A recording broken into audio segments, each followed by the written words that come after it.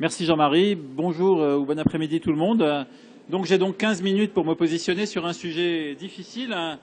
La question clinique qui est posée aujourd'hui, c'est dans quelle mesure, quand on admet un malade en réanimation, les éléments qui sont disponibles dans le dossier nous permettent, au moment où la décision d'admission se pose, d'éviter un acharnement thérapeutique programmé. Et Thierry va nous parler d'éviter cet acharnement thérapeutique et moi je vais essayer de balancer ces résultats avec éviter une perte de chance pour des malades qui ont des chances substantielles de survie. Alors, ce qui est très marrant, c'est que quand j'ai cherché la photo de Thierry Boulin, je suis tombé sur Jean Régnier. Donc je demande au public d'être de mon côté parce que je pense que je suis dans un guet-apens. Vous faites Google et vous mettez docteur Thierry Boulin et vous tombez sur Jean Régnier. Donc méfiez-vous. Alors juste des rappels sur le premier texte DGOS qui est donc sorti à peu près 10 ans après les premières lois sur les soins palliatifs. Les soins palliatifs concernent des personnes malades, atteintes d'une pathologie grave, évolutive, mettant en jeu le pronostic vital. Jusque-là, nous reconnaissons nos malades.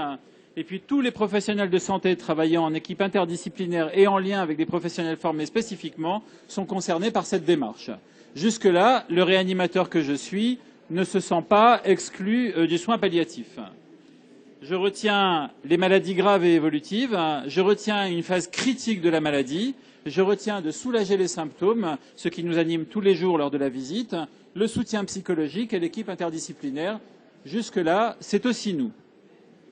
Pour ce qui est de la réanimation, je ne vais pas détailler les articles que vous connaissez par cœur de la loi du 5 avril 2002. Au demeurant, soulager la souffrance physique et psychique liée à la maladie et au traitement, c'est-à-dire des éléments de traitement symptomatique ou de traitement des composantes symptomatiques dans la prise en charge réanimatoire, eh bien nous le faisons tous.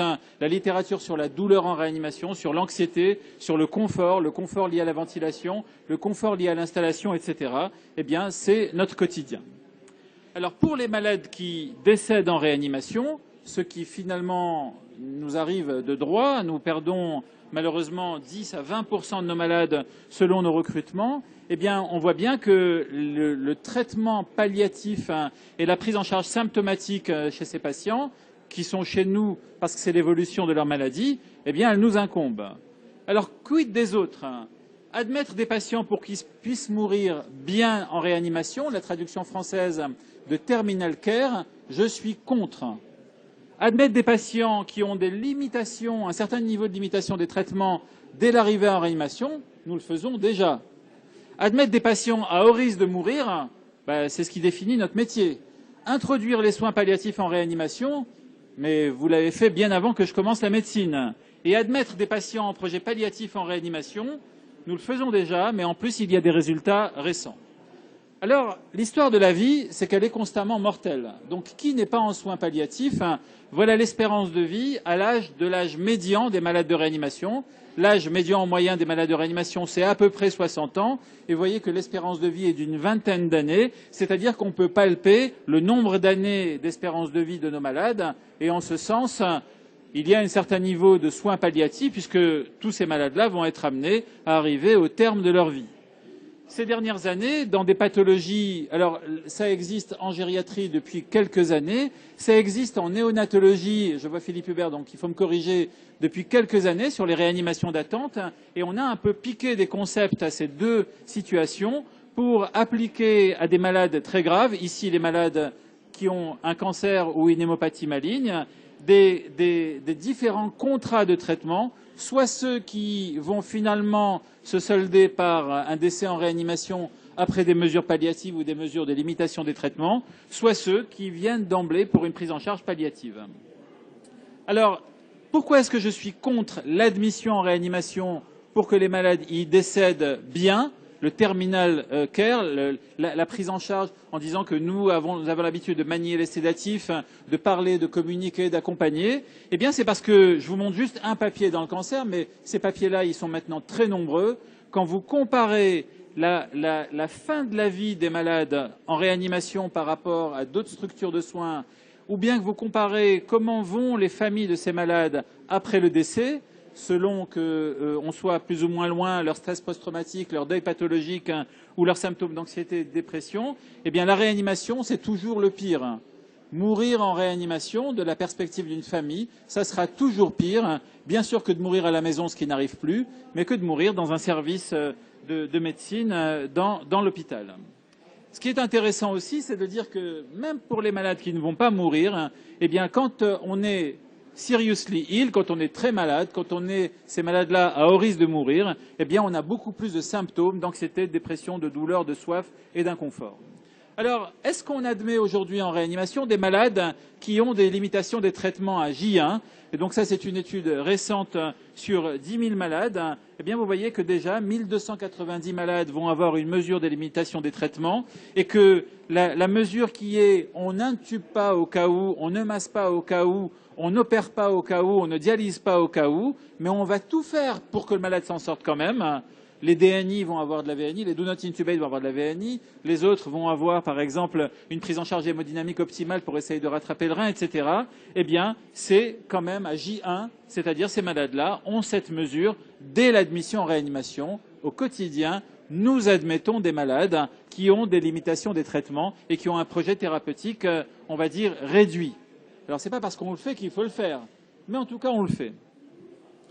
Toujours pour rester dans le cancer, nous fréquentons des pays, les pays industrialisés, où on est passé globalement d'un malade sur 69 qui est un survivant de cancer à un malade sur 21. Ce sont les données 2016, c'est-à-dire que dans nos sociétés, dans vos immeubles, vos voisins, vos collègues, eh bien, il y en a 5% qui vivent alors qu'ils ont été traités pour un cancer, soit qui est revenu à la phase chronique, soit qui s'est mis dans une situation de rémission. Au demeurant, avec les organes un petit peu abîmés et un gros risque d'immunodépression. Eh bien, ces malades-là, ils sont de plus en plus nombreux, et donc la question d'admettre ces malades-là en réanimation va devenir de plus en plus importante. On sait que chez ces malades-là, globalement, au cours des 20 dernières années, ils ont perdu 20% de mortalité, que ce soit au cours du choc septique ou de la RDS. Et on sait aussi qu'il y a un paradoxe.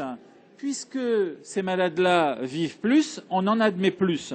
Ça, c'est un papier nord-américain sur des malades autogreffés. On en admet de plus en plus, si bien que, certes, la survie augmente, puisqu'elle passe ici de 0 à 35%, voire même de 0 à 42% s'ils n'ont qu'une autre défense d'organes que la ventilation mécanique.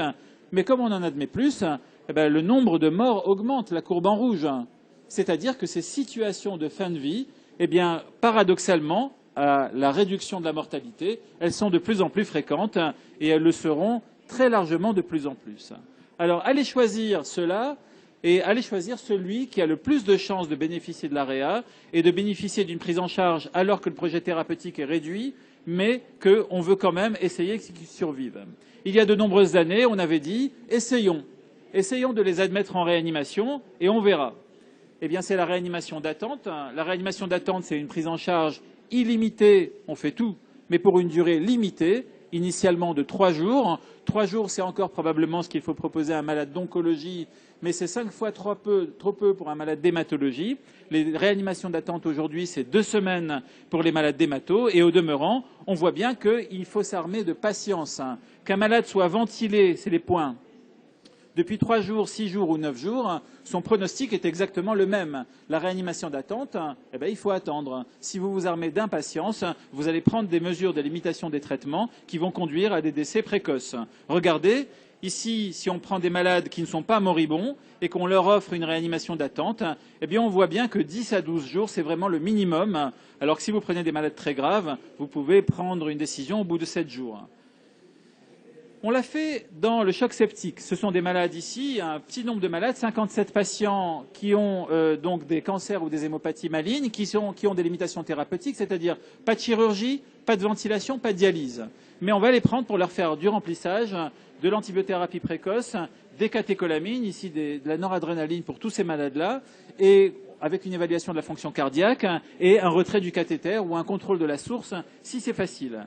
Et on voit que globalement, la survie en réanimation chez des malades très sélectionnés est de plus de 80%, avec une survie à 6 mois au-delà de 50%. Alors, on voit bien que quelques malades sont rentrés à domicile, mais on est à la marge, 30% des malades ont pu rentrer chez eux. Et puis, dans la ventilation non invasive, dans l'étude OVNI que nous avions effectuée dans les années 2009-2010, eh bien, sur 780 malades qui étaient en réanimation et qui recevaient de la ventilation non invasive, un tiers de ces malades recevaient une ventilation non invasive alors qu'il n'y avait pas de projet d'intubation. Donc par définition palliative. Et ce sont les malades en jaune et en rouge. Vous voyez que les malades en bleu, globalement, même quand ils ont un cancer, ils ont 28% de mortalité, 62% de survie, 72% de survie. Les malades en jaune, qui sont les DNI, les Do Not Intubate, non seulement ils ont plus de 50% de survie, mais en plus, quand on leur téléphone à J90, eh bien, ils ont la même qualité de vie que les malades en bleu, c'est-à-dire que les malades qui n'ont pas de limitation des traitements. Vous allongez la survie et vous ne prolongez pas la fin de la vie, vous prolongez la vie. Et puis pour les malades en rouge, qui sont les malades en train de mourir, à qui on fait de la VNI, soi-disant pour les aider pour la détresse respiratoire, là, nos résultats ne sont pas bons, c'est-à-dire que la ventilation non invasive, elle va augmenter les symptômes du deuil pathologique chez les familles des malades, quand on a vraiment mis de la technique jusqu'au bout. Finalement, avec du recul, pour ces malades-là, on aurait mieux fait de les faire sortir de réanimation pour qu'ils puissent aller décéder paisiblement dans les étages avec des équipes qui les connaissaient d'avant. Alors, vous allez me dire que, de fait, pour 60% des malades, les médecins et les infirmiers vont avoir la perception qu'ils en font trop. La perception que, finalement, ils arrivent à tous les jours de faire des soins à des malades qui ont très peu de chances de s'en sortir. Eh bien, quand on reprend les données de l'étude Apropricus, qui a été publiée dans le JAMA il y a maintenant 5 ans, eh bien, on voit qu'en effet, les soignants sont partants pour les projets qu'on appelle TLT, qui sont les Time Limited Trials, c'est-à-dire on fait des réanimations d'attente pour un certain nombre de jours. Ils sont partants, mais par contre, ils veulent que les malades soient d'accord quand c'est possible, que les familles soient prévenues, que les équipes aient pu discuter et qu'on fasse ou qu'on introduise les soins palliatifs, une équipe mobile de soins palliatifs en réanimation. Justement, et c'est la fin de ma présentation, c'est oui, on introduit les soins palliatifs en réanimation, nous prenons en charge des malades pour des projets palliatifs, mais regardez la quantité de soins palliatifs qu'on fait en réanimation, qui est maintenant, les soins palliatifs sont inhérents à l'exercice de la médecine, et c'est très difficile aujourd'hui de faire des soins de haute technicité sans d'emblée accompagner, informer, communiquer, traiter les symptômes, la douleur, la soif, l'anxiété, la faim, la dépression et parfois même des symptômes qui étaient des symptômes d'avant, et puis même parfois introduire des mesures de soins palliatifs et faire sortir les malades précocement de réanimation. C'est des choses qu'il faut qu'on fasse de plus en plus. Ici, c'est l'analyse quantitative et qualitative des interviews avec les familles qui définissent qu'est-ce que le soin palliatif pour la réanimation. Ici, ce sont toutes ces études qui nous ont appris à laisser les familles, à leur donner l'occasion de parler, de s'exprimer et de donner leur volonté. Et on sait que plus pendant les entretiens, les familles vont pouvoir parler, meilleure est leur satisfaction et moins important est leur deuil pathologique.